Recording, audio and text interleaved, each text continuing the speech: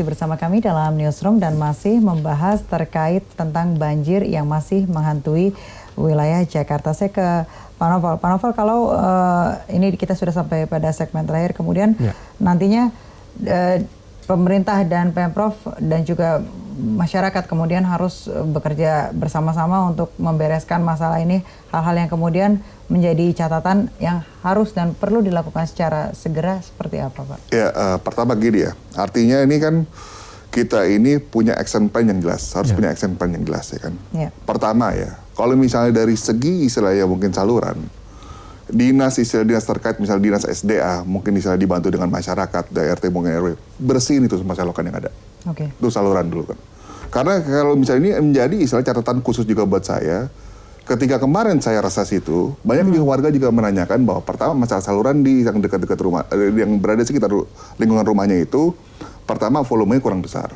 Yang kedua, artinya volume sampahnya juga sangat tinggi sekali.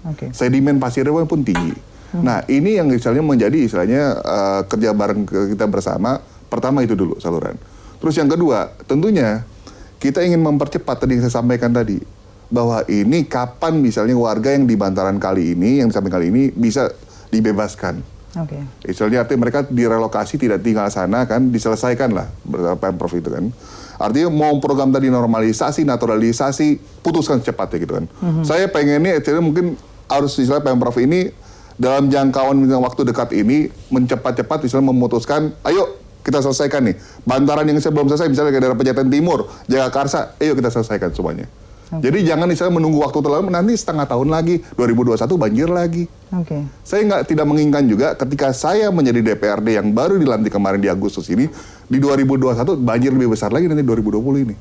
Nanti masyarakat bertanya, kerjanya apa DPRD untuk mengawasi pemerintah? Gitu. Baik. Pak Yoga, mungkin apa kemudian yang menjadi catatan penting terkait perbincangan kita hari ini? Ya, kalau kita amati dari perkiraan BMKG dan kecenderungan intensitas hujan dan curah hujan semakin tinggi ya, maka ada 5 langkah yang menurut saya harus dilakukan secara sentak paralel bersamaan. Kalau tadi harapannya Pak Novel dan tentunya harapan warga Jakarta ingin memutus mata rantai banjir. Yang pertama udah pasti tadi dijelaskan Mas Novel tentang rehabilitasi seluruh saluran drainase, seluruh ya. Kalau sekarang kita bicara yang berfungsi hanya 33%, berarti kita punya PR 67% harus selesai tuntas. Yang kedua, tadi juga disebut penataan bantaran kali. Silahkan mau naturalisasi atau normalisasi, bahkan kalau perlu digabungkan supaya nggak ribut umpamanya ya. Dipadukan aja, diharmoniskan. Banyak contoh itu antara normalisasi dan naturalisasi digabung. Tapi pastikan 13 sungai ini bisa nggak selesai dalam waktu 5 tahun misalnya ya. Artinya 3 tahun kan bisa selesai 5 tahun. Yang ketiga yang tidak kalah penting kemarin sudah disinggung juga oleh Pak Presiden Jokowi dan juga Pak Anies, yaitu perlunya daerah tangkapan. Kalau itu yang jadi Jakarta punya 109 situ danau embung waduk. Maka perlu juga dikeruk, diperlebar dan ditata seperti yang sudah pernah dilakukan oleh Pak Jokowi saat menjadi gubernur, yaitu seperti Taman Waduk Pluit, Taman Waduk Riau. Nah ini kan di 109 bisa dilakukan hal yang sama. Jadi menambah daya tampung air, tapi juga menambah ruang terbuka hijau baru sebenarnya. Yang keempat, daerah resapan air harus terus ditambah. Dengan RTH kita hanya 9,98%, padahal targetnya 30, kita punya PR 20%. Yang kelima, kalau kita ingin melibatkan masyarakat, Pak Gubernur kan suka kolaborasi nih. Maka yang bisa dilakukan adalah gerakan membuat sumur resapan air di sekolah, di rumah. Nah, ini yang bisa didorong ya.